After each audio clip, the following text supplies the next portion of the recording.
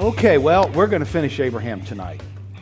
And we have been tracking Abraham's life, spent a lot of time on this guy. We started out several weeks back, and we talked about his legacy, his life as an overview. And we see commentary in the New Testament about this Abraham. Not only were there interesting interactions that he had throughout his life, obviously, that are recorded in Scripture, but then when you get to the New Testament, you find out things like that Abraham is the father of all of the faithful, and that his faith was put to the test, and yet he remained true to the God who tested him. James says that he was a friend of God. And you think, Abraham was a blessed guy, but man, he has some hard times, right? Say, I'm not sure if I want to be a friend of God. You know what that means? To lay down your own life and have confidence in him. And for us, that's really hard to do. And it means so much more. So Abraham has this extensive legacy. We talked about his early life. He was from Ur of the Chaldees, a moon worshiper. His family would have worshipped things like the moon.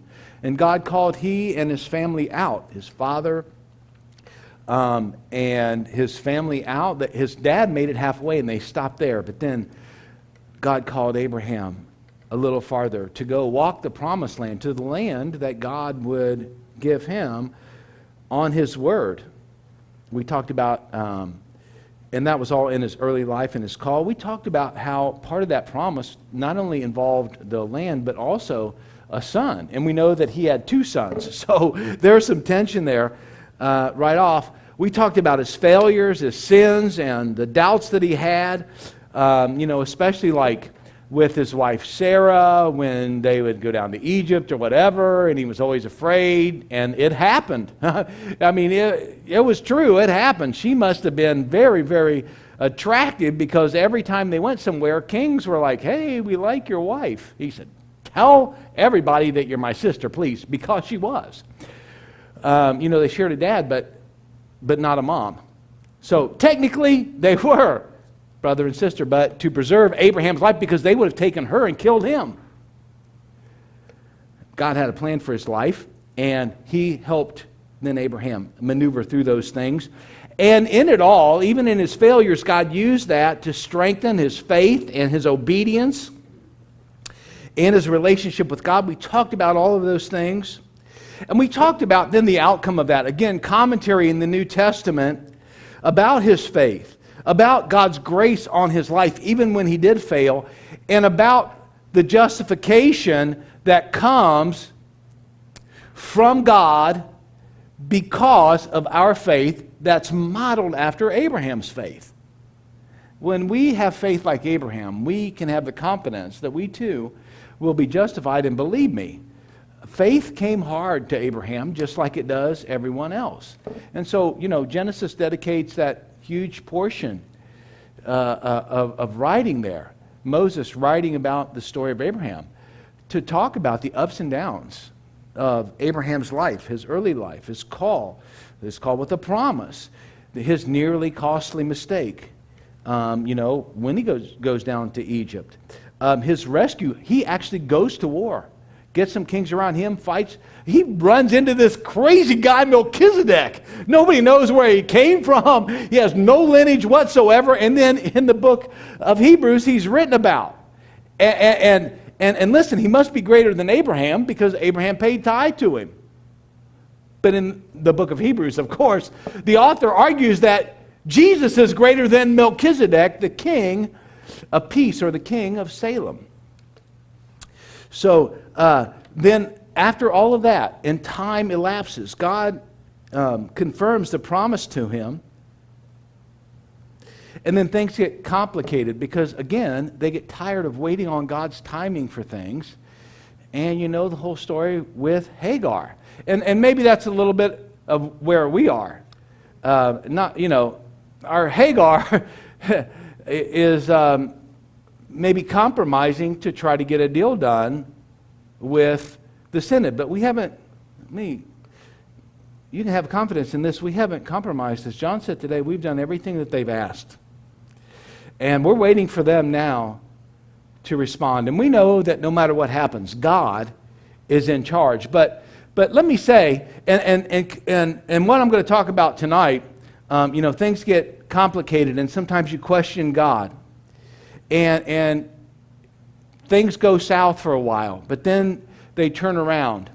Abraham questioned God. Abraham even bartered with God over how many people would be saved down in Sodom. You know the story of Sodom and Gomorrah. 3 visitors come and visit Abraham, and one of them is the Lord. An Old Testament appearance of Christ, pre-incarnate, before he ever came in the flesh. It is clearly dictated that way in the Scriptures from God's lips to Moses' pen, or whatever he wrote with, when this guy, along with his 2 angelic friends, come to Abraham's house, his tent, like he's called the Lord, capital L-O-R-D. This is Yahweh showing up. And Abraham rushes to show hospitality to him. And he does so in a magnificent way. And then the next morning they get up, and the Lord and Abraham sort of walk along, and the 2 other visitors, they head on down to those sinful cities. And you know the story of Lot and all that kind of stuff. And the Lord tells Abraham as they're walking, and the angels are heading down there, hey, this is what's going to happen. And Abraham begins to barter. 50, 45, will you save the city? And you know what? It really demonstrates the fact that God is compassionate and merciful. Like he's willing to hear the plea of Abraham, who knows his family member Lot and his family are down in the city. He gets God all the way down to 10. But then the story goes on to depict the fact that even though Lot showed hospitality, I know the whole thing with his daughters, that's hard to figure out. But don't make that an issue. It's about hospitality as much as it is anything. You just have the story of hospitality with Abraham and the great hospitality that he showed to his 3 visitors. And then it jumps over and it shows Lot with the same hospitality. It's a little perverted, but it's still hospitality. That's what it's about. And God demonstrates that not only is he merciful by allowing Lot and his family to escape the city before he destroys it, but also that his mercy has limits. God will only go so far.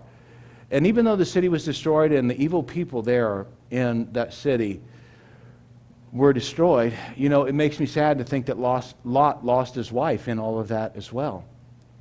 There was something about the pull of that life that she couldn't give up, and they were instructed not to look back, and she looked back.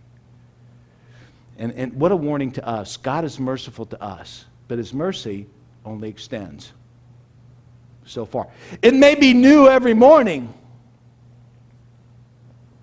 and I don't understand how all that works, but apparently there can come a time when his mercy has been exhausted in your life. When you become hard-hearted, it's a great warning to each one of us. And Abraham lived through all of that. And you know what? Out of that comes lots of trouble. Moab and Ammon.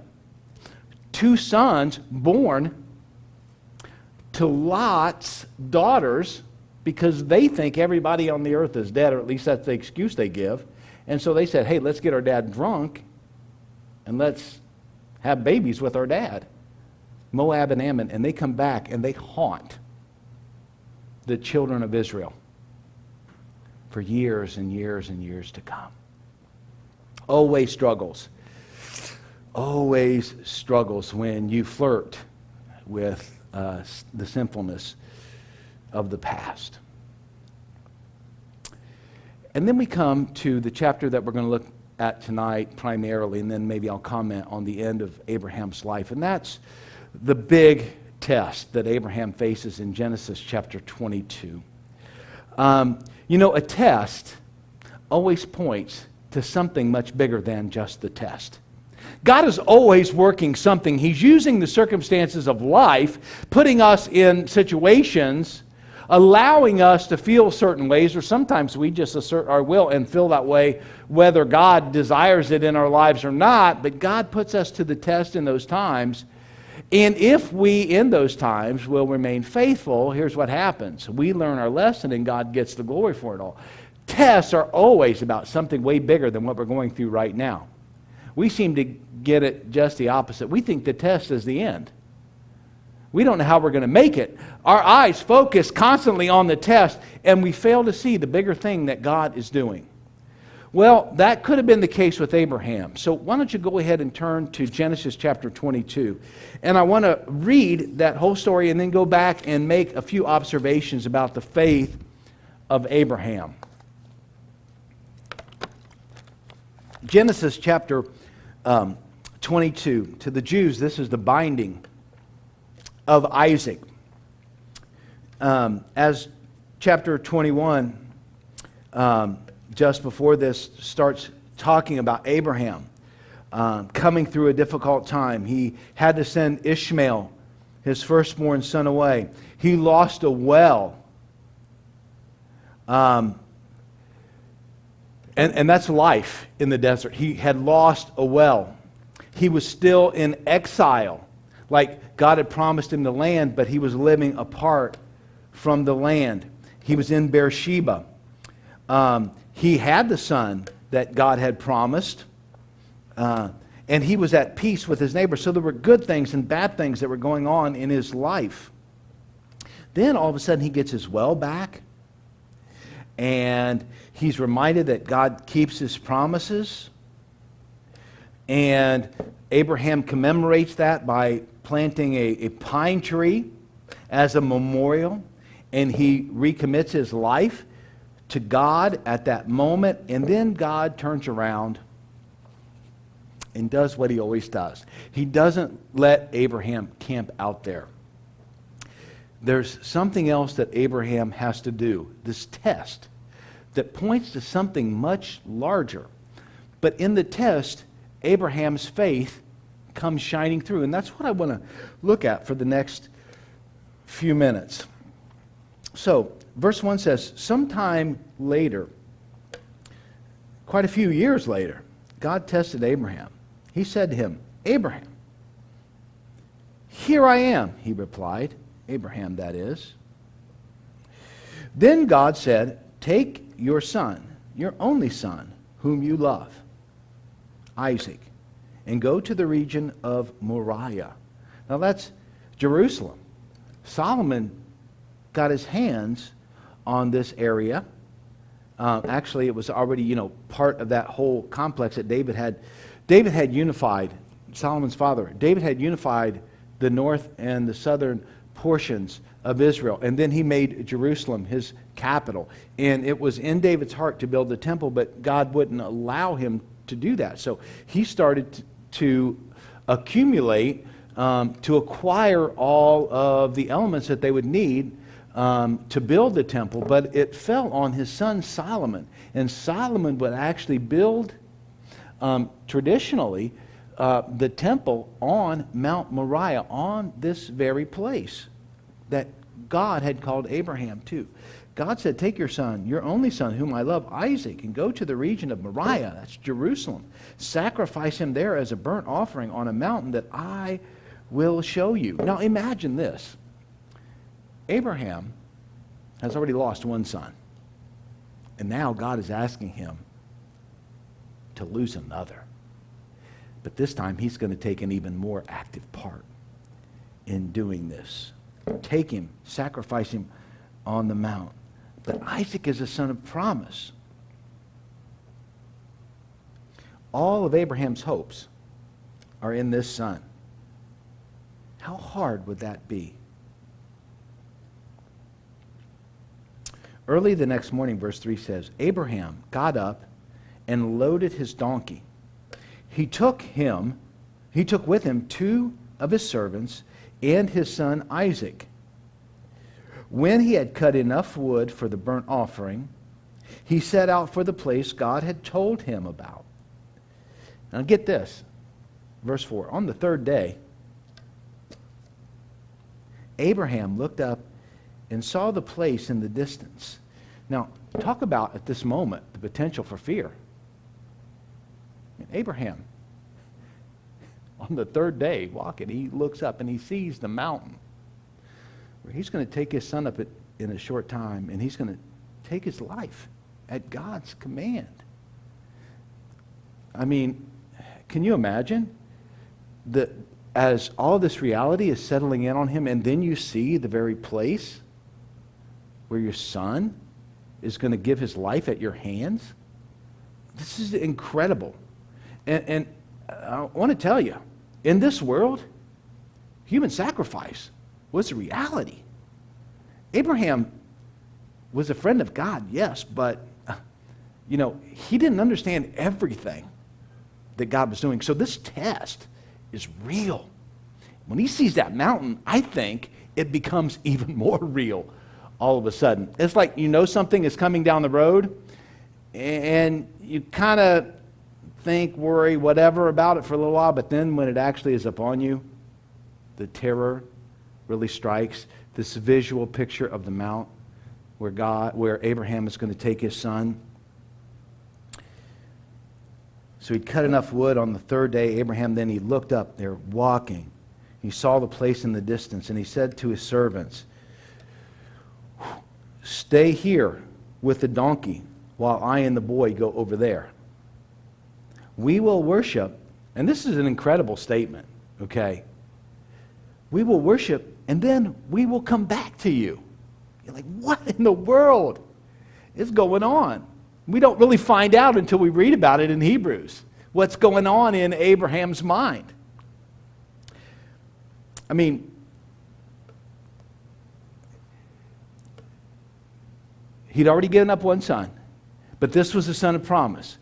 He had to reckon in his mind that God was going to make good on his promise no matter what happened on that mountain, even though it appeared it meant death to his son. Hebrews says that Abraham somehow came to the conclusion, I don't know if it's right here, but why would he say it if it wasn't? Even with all the fear and uncertainty of that moment, the book of Hebrews says in the 11th chapter that Abraham reckoned that God could raise his son up even from the ashes. So he would have not only plunged a knife into him, he would have offered him up as a burnt offering to God. Somehow Abraham, in those most fearful, intense, and completely complexing moments that would drive anyone to utter terror, he was able to have enough confidence in God to believe that they would not only go over there, but come back. It's just incredible. Verse 6 says, Abraham took the wood for the burnt offering and placed it on his son Isaac, and he himself carried the fire and the knife. Like Isaac is carrying the stuff that's heavy because he's a young guy and Abraham's old. But then Abraham has the fire and the knife, the instruments that will be the end of his son. The power of life and death is in his hands right now. What will he do? No matter what he believed in that moment, you can believe something and all of a sudden at the last minute have a lot of doubt. You know it's true, but when it comes down to it, what are you really going to do? I mean, this is, I don't know if we can fully put ourselves into this situation. It's just absolutely incredible. And then it says the 2 men went on together. Verse 7 says, Isaac spoke up and said to his father Abraham, "Father?" Think about it. Abraham, all this is going on through Abraham's mind. And I wonder what's going on through Isaac's mind. Here these guys go. They're carrying all the stuff for this sacrifice. And then there's this pause. And then finally, verse 7, Isaac speaks up. Father. Yes, my son, Abraham replied.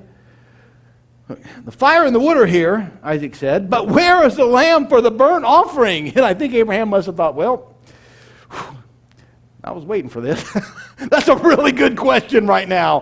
And he's maybe, I'd be stalling for time. Good question, man. I'm glad you asked. Trying to come up with an answer, right? Here's what Abraham said. So now we get a glimpse into his thinking. God himself will provide. Do you see? The test is always about something greater than the test. He's not just putting Abraham to the test. God is getting ready to show what he can do, even in the midst of the test.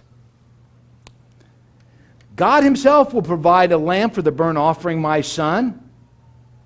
I mean, this is the only answer that he could hope for, right? And the two of them went on together. Isaac didn't stop and turn around. Isaac didn't overpower his dad. He went on, even though things didn't look good, perhaps. When they reached the place that God had told them about, so notice in the narrative how methodically they proceed, how they get everything together, how many people go with them, where the people stop, conversations. Abraham built an altar. When they reached the place that God had told him about, Abraham built an altar, either of earth or stone, and there arranged the wood on it. And he bound his son Isaac, either with leather straps or a rope of some sort. And he laid him on top of the altar and on top of the wood. Verse 10 says, and then he reached out his hand and he took the knife to slay his son. He was literally going to slit his son's throat. That's how you would do it. He had every intention of doing this. I mean, he's right at the brink right now.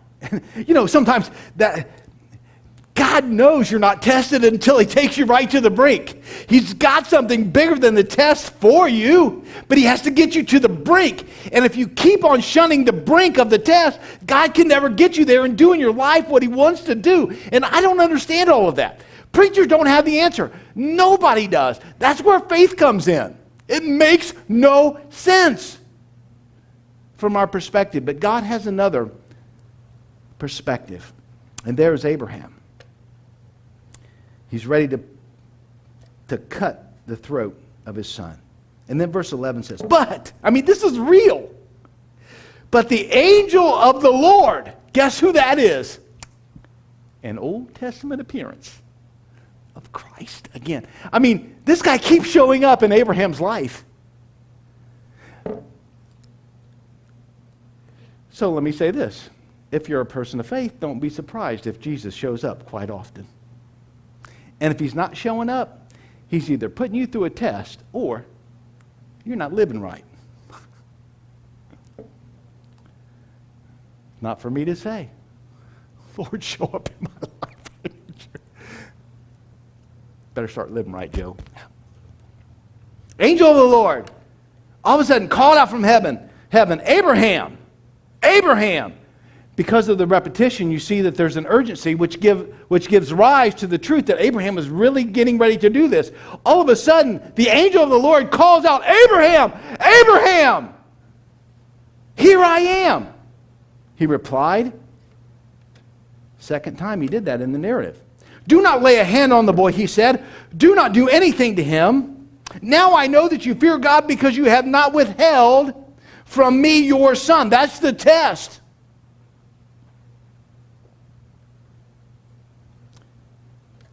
Not only is he your son, but he is your only son. So, the terminology is very important when it carries over, obviously, into the New Testament. God is doing something way bigger than even what he's doing with Abraham in these moments. God is setting in motion, what it will look like when he offers his only son.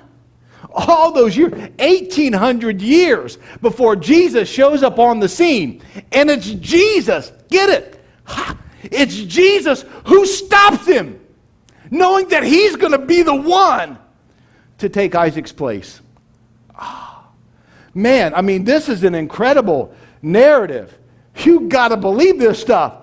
Who would make it up? If I were going to make up a story, I would make it believable. This is unbelievable. But that's what people of faith are all about, right? When things look impossible from our perspective, God says,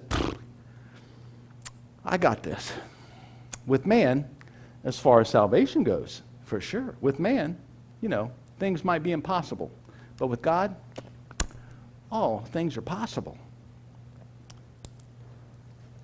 Do not lay a hand on the boy. Do not do anything to him. Now I know that you fear God because you have not withheld from me your son, your only son. Abraham looked up, verse 13, and there in a thicket he saw a ram, a male sheep. I mean, these are ancient words. A lamb caught by its horns. He went over and took the ram, and he sacrificed it as a burnt offering instead of his son. Instead of his son. There was a substitute sacrifice for his son. The New Testament declares, Galatians chapter 3, that if we are people of faith, we are sons of Abraham. Because God has made a substitute sacrifice in his one and only son for us. So that we can be brought into his family by faith. There's a substitute. God is always doing something bigger than just testing you. So get over yourself. And I better watch it because sometimes I'm just like everybody else. As a matter of fact, I am everybody else. I get my eyes on the test. And I forget what God is doing. I mean, that's much bigger than what he's doing. So he goes over and he takes the ram and he sacrificed it instead of his son. Verse 14 says, and this is a verse that we know. So Abraham called that place, the Lord will provide. Yahweh Yireh, Jehovah Jireh. The Lord will provide. The Lord, literally, the Lord will see to it. The Lord calls out to Abraham and says, hey, Abraham, I got this. I got this. You don't have to go any farther. I know that you fear me. This is an act of worship. He's doing exactly what he said he was going to do. Abraham, me and the boy, we're going over there and we're going to worship. And then we're going to come back to you. Abraham somehow, even though the test was real, and even though he thought that he was really going to take his son's life, he was able to see things not as they appeared, but as God had planned them in reality. That's what worship, that's what faith does for us. We get our eyes on impossible earthly things. And God says, no, look to us, look to me, because I'm the one that holds reality in my hands. And I'm going to show you, if you'll look to me, how things really are. And then I'm going to demonstrate it to you. This test is bigger than you, Abraham. Yeah, you give your son. Go ahead. That's fine. But let me tell you what I'm going to do. I'm going to provide a sacrifice. And that sacrifice is going to be good for all humankind. Before and after. As they look to that lamb. When they find the ram caught in the thicket. This is going to be an object lesson to all of them. To see exactly what I can do. Even when you think it's preposterous. It's out of bounds. It's impossible. I'm going to do something that you're not going to believe. You're going to get right to the point of taking the life of your son, and then I'm going to make a provision at just the right time for you. I'm reminded again of the words of the New Testament. Paul, at just the right time, God sent his son into the world. Not to condemn the world, but to save it. How? Through sacrifice. Just like this, except better. The Lord's going to see to it. The Lord will provide. And to this day, this is a true legend. That's what those words depict. Like, yeah, Moses is writing this. To this day, like, let me tell you, everybody who knows the story knows what that place is called. Yeah, to this day, the legend exists, and it's true. On that mountain of the Lord, it will be provided. On Jerusalem's mountain, the sacrifice, the substitute, the life of the one and only Son of God will be given in our stead. Now, Abraham didn't know all of that, but he gives us hope that there's so much more to know about God that we don't know. If Abraham didn't know, how could we possibly know it all? The Holy Spirit illumines so much to us, and yes, we have the Scriptures and all of those things to lean on. But sometimes that's a crutch because we're crippled, because we do lean on that instead of leaning on God. As much as we elevate and have a high view of the Scriptures, they are simply the words of the God. We don't worship the Bible, we worship the God who gave us the Bible. Not just because of what He's done, but because who He is. Right? So with all these other things cluttering up our lives, even good things can become bad. And Abraham sees through all that at that crisis moment. And now it's a picture of what God is going to do.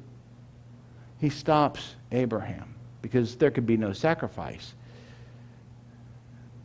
that would be sufficient enough for God's wrath against sinful man to be turned back. Only by sending a son could that ever happen. This is one of those key times in redemptive history in the Bible that we see wrapped up all here in just a few words in this chapter about ultimately what God is going to do to save His people. Verse 15 says, the angel of the Lord called to Abraham from heaven then a second time, and he said, I swear by myself, declares the Lord. You're not supposed to swear. That's King James language, okay? What God is doing is He is swearing by the greatest being that could ever be, that is Himself, that if He doesn't do what He said He would do, then Abraham could do to him what He was getting ready to do to His own son. And since that can't ever happen, God's word is true in all of this. The angel of the Lord called out a second time, I swear by myself, declares the Lord, that because you have done this and have not withheld your son, your only son, notice all this repetition, I will surely bless you and make your descendants as numerous as the stars in the sky and as the sand on the seashore. Your descendants will take possession of the cities of their enemies. And through your offspring, all nations of the earth will be blessed because you have obeyed me. Faith and obedience are inseparable. It may be hard at times, but the payoff is worth it. The blessing of God. And of course, all of this is fulfilled in Jesus. And then, because it is, and because we put our faith in Him, it's also in motion for us. The blessings of God are ours. In God's only Son, what are His promises? They're yes and amen. In Him. So, a few quick lessons from this story. So I just want to kind of breeze through these, give a little commentary, then I want to jump to somewhere else in Scripture, and then we're going to kind of put our faith in action. Faith, I want to tell you, is personal. God called to Abraham by name. And when you call somebody by name, you're making it personal. And Abraham said, I hear your voice, God, here I am. I hear you. Faith is personal. Although, and all through the narrative, beginning, middle, and end, God speaks to Abraham by name. He even changes his name. And Abraham knows God's voice.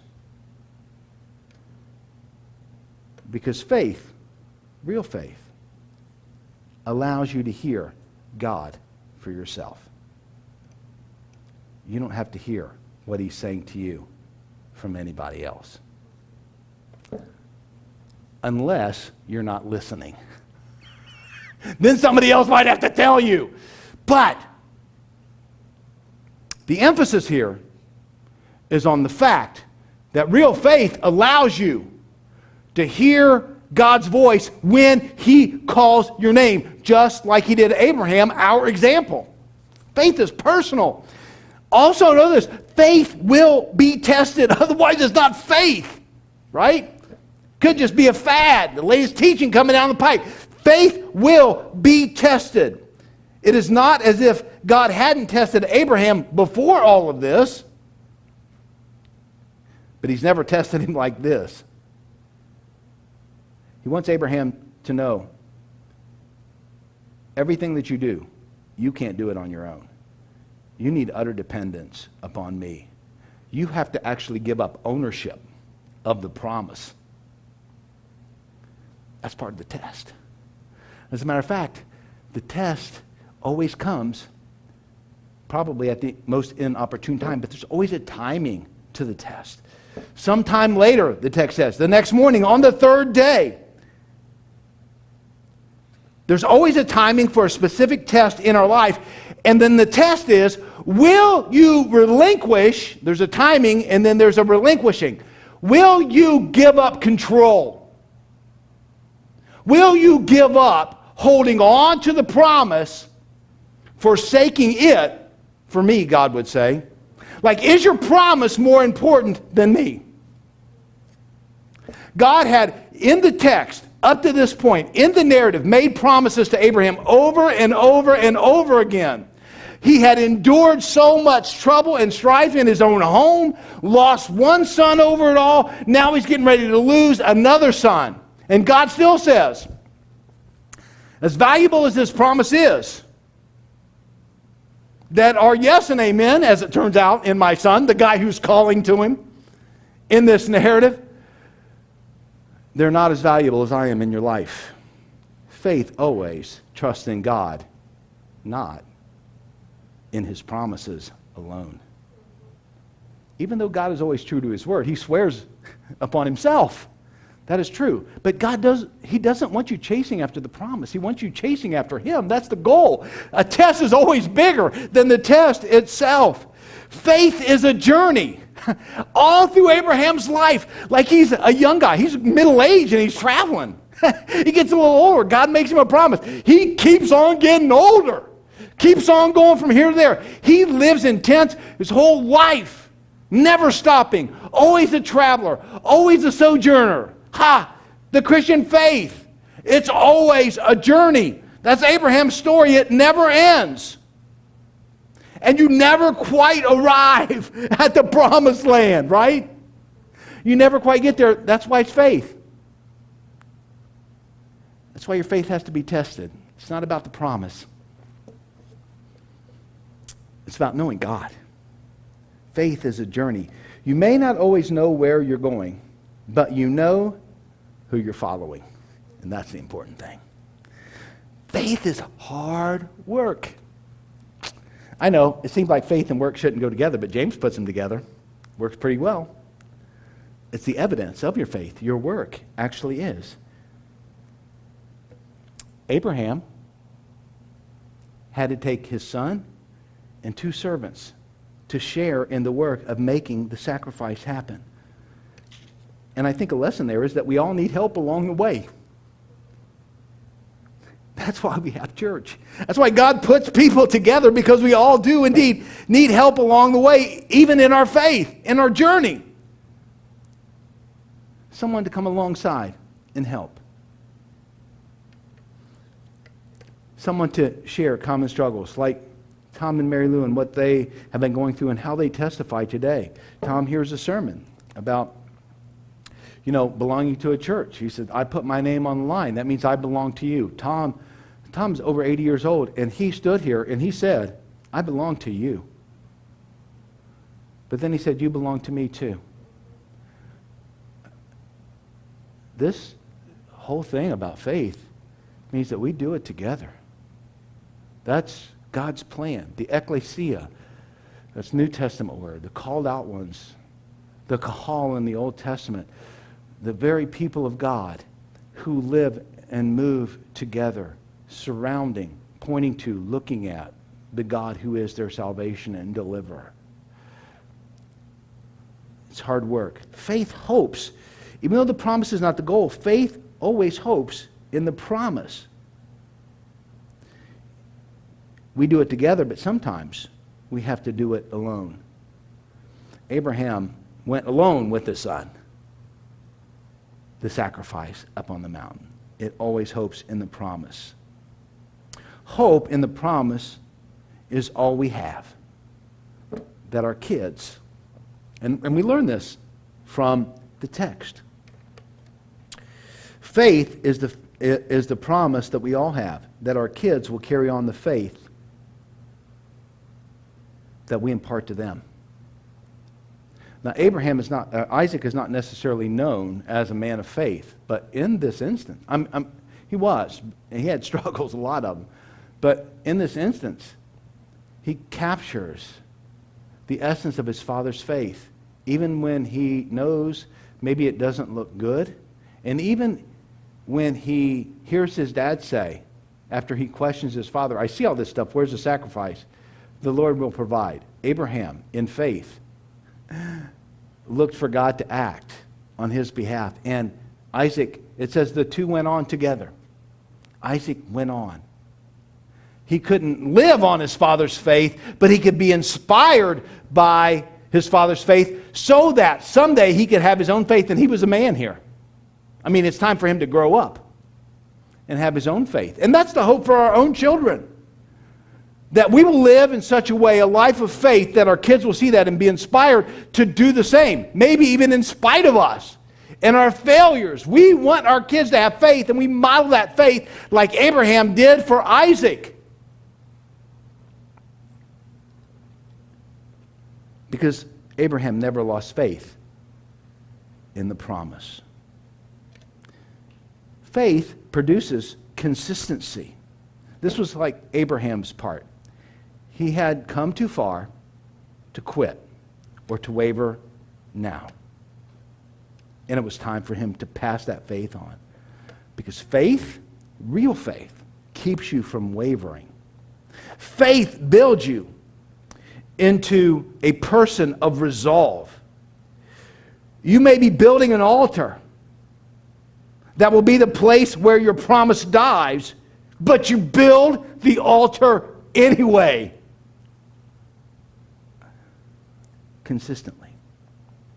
The truth is, faith is more than just what you believe.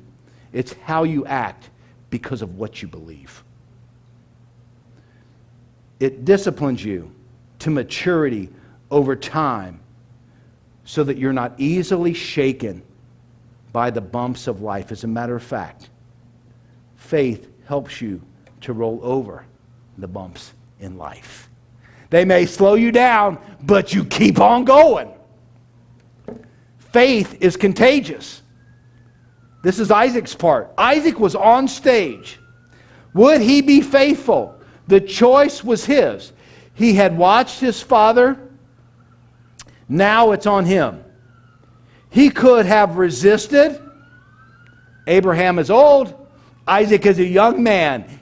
When it came down to it, Abraham had to bind his son, and Isaac could have resisted, but he didn't. Somehow, he caught a little bit of his father's faith and made it his own in those moments. He could have resisted. And that may be your deal. Faith builds a history of trust into the lives of those around you. And Isaac, in these moments, got it. Faith gives life, then, to the promise. God gave life to Abraham and Sarah's body when their bodies were dead. Surely, Abraham could reckon then, he will give life to my son, even though he is as good as dead.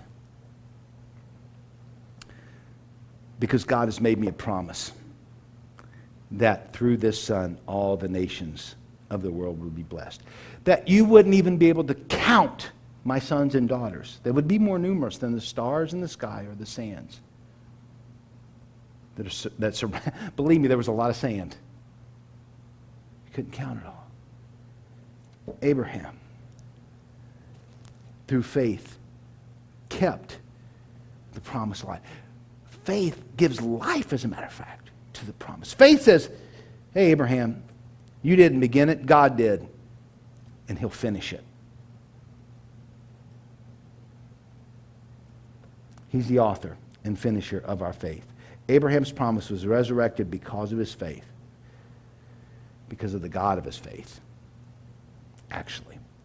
Faith makes possible the impossible. Faith then brings the blessing for now and for the future. On that day, the blessing was the substitute. Yahweh provided a lamb. They would possess the land. They wouldn't have to roam anymore. That was part of the promise. And they would also be a blessing to the nations through this offspring that God had just provided. Faith brings the blessing because it resurrects the promise. Faith, then, last point. Faith turns turmoil into peace. Faith is no guarantee that your life will be worry-free, but it can get you to where God wants you to be.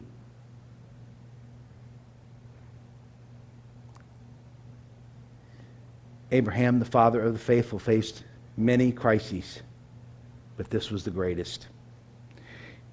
He needs peace, provision, hope, and help that only God could supply in those moments. And just in time, at the right time, and in the right place, Yahweh showed up, and he provided a substitute on Mount Moriah. Because he wouldn't ask Abraham to do what he himself would not do. To take his only son, whom he loved, to a mountain range just outside Jerusalem, and like a lamb, sacrifice him for a substitute for all mankind. You see, this is bigger than Abraham's story because every test points to something bigger than the test itself. Now, Abraham lives on after all of this, and obviously Isaac does too, and get a wife picked out for Isaac, and a few years later, Sarah passes away. Abraham remarries, lives another 38 years or so, has some other kids, and then at 175, he passes away himself. Never fully seeing the promise. But that's okay, because the promise wasn't the objective in the first place. It was God. And Abraham knew God. And he believed God.